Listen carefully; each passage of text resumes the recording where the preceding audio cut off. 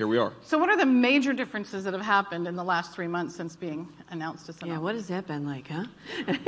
Well, there's so much I could talk about, but of course, first of all, we're proud of these guys and we're very grateful to them. But having a Secret Service detail is really weird.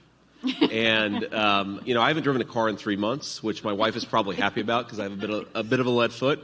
And I think all the moms on the roads out there are probably happy that J.D. Vance has not been on the road the last few months.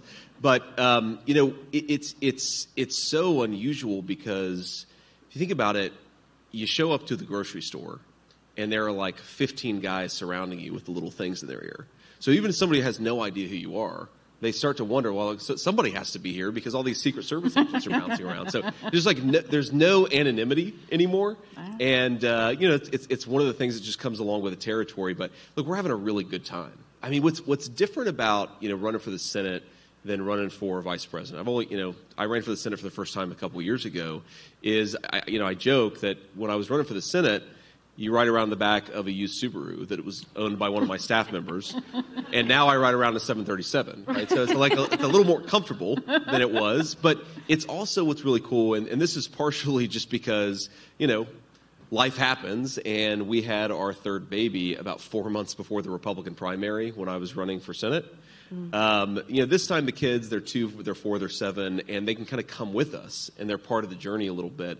And so that's just it's a really cool thing to see the country from the perspective of a 7-year-old, a 4-year-old, and a 2-year-old.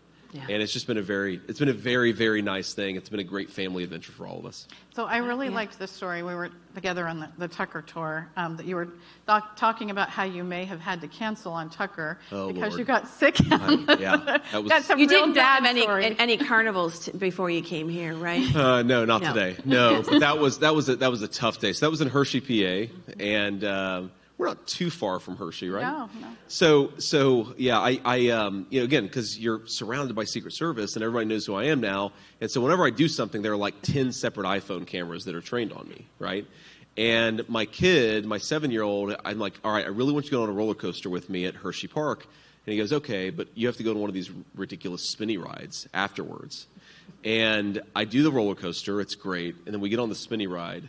And I just, about 2 seconds in, I think to myself, I'm going to throw up all over myself. And it was like going so fast that, and I could see these iPhone cameras from people in the, outside of the ride. I'm thinking to myself, this is going to look, when I throw up, it's gonna look like one of these old sprinklers, chook, chook, chook, chook, chook. And it's going to be captured on camera for the entire internet to see.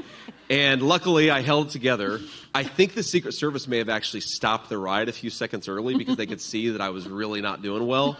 But, whatever revenge my son, had he ever wanted to get revenge on me, he got it, that 2-minute spinny ride. But look, but it goes to show, that was a very miserable 2-minute spin ride. But my son, where else do you get to go to all these different theme parks and see all these different parts of the country? And it's just a very, very cool thing. What a great opportunity to have your children with you. It really is. And again, you see it through their eyes, and they make little observations, right? Or like, we're in Traverse City, Michigan, and they're really into the cherries that we bring home from Traverse City, Michigan. Or we go to Hershey Park, and they're really into, like they have all these Reese-themed treats at Hershey. It's just the kids notice stuff that I think you don't notice if you're just a 40-year-old guy. Right. And I think that noticing has been a really fun part of this. Yeah. That's fantastic. Well, and your wife must be just, wow. She's super mama. How is she handling it? She really is. My wife is just this amazing person. And she quit her job when Trump asked me to become his running mate. But she's, a very brilliant and very accomplished corporate litigator. And she's like, look, if we're going to do this, then I'm going to make this as easy on the kids as possible. And I'm going to come around and travel with you as much as possible, right? Like, if we're going to do this, let's make it a family adventure. I will tell you a story. One of the first times that the president actually met my wife, the first times they had really talked in any great detail, we were actually throwing a fundraiser for him. And the president sort of greets Usha and gives her a big hug. Oh, you're so beautiful. I'm so glad to see you. And he's, those of us who know him know he's a very engaging guy, despite what the media tells you about him. He's actually just a very warm and normal person. And he asks her what she thinks about me being involved in politics. And she gives, if anybody knows my wife, it's like the perfect Usha answer. It's a very diplomatic answer. And she's like, well, sir, my husband really loves public service. We love the state of Ohio. And I'm just really thrilled to be able to help him out where I can. And Trump looks at her and goes, yeah, my wife hates it too.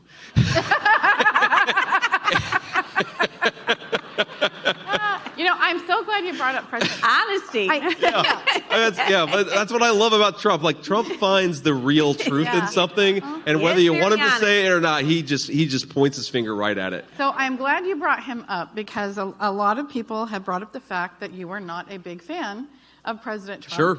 And Trust that you were me. very He vocal remembers very well. about it. So, the big thing I think that moms would like to know is, what changed? Yeah, well, a lot changed. I mean, one, I become a father, right? So my first was born in 2017, and then our second a couple years later, our third a couple years after that. And I think you think about the country a little bit differently, I think, at least I did when I became a father. I took a slightly different perspective, maybe a little bit more protective, a little bit more worried about the future than I had been, even though life was going very well for us. I just think that, becoming a dad changes your perspective like that. But I think really importantly is there were a lot of predictions that were made about Donald Trump's 4 years in office. And I think for swing voters, people who are on the fence, there are a lot of predictions right now being made about Donald Trump. If he gets in office, all of these bad things will happen, right? That's what the media says. That's what the Democrats say. And a part of me, and I'm ashamed to admit it, but it's more important to be honest, I think, is I kind of bought into some of the lies in 2016. Well, and then he was president, and take-home pay was going up faster than it had in 40 years. Inflation was low. The border was secure. And remember, they all said Donald Trump was going to start World War III, and yet we had more peace around the globe than we had had in a generation in this country. And you sort of like, okay. And I really, politics is sort of, I think the incentives are all messed up in politics because people don't want to admit that they changed their mind. They don't want to admit that they're wrong. And so there's this thing where you try to pretend, even though it's obvious that you screwed something up, you never want to admit it. I think it'd be much better if we had political leaders say, you know what? I thought this was going to happen. Something else actually happened. I was wrong. Like, it's okay to be humble and say I screwed something up. And I again, for a lot of voters who are still on the fence, I'd say the very same thing they're saying about Trump now, they said in 2015 and 2016. That's right. And I actually think that we're going to have an even bigger and even better presidential term because we've got, frankly, so many more big problems to solve now than we did even in 2016. So, look, basically, he did a hell of a job, and it's important to say I was wrong. Yeah, I think I do too. Right.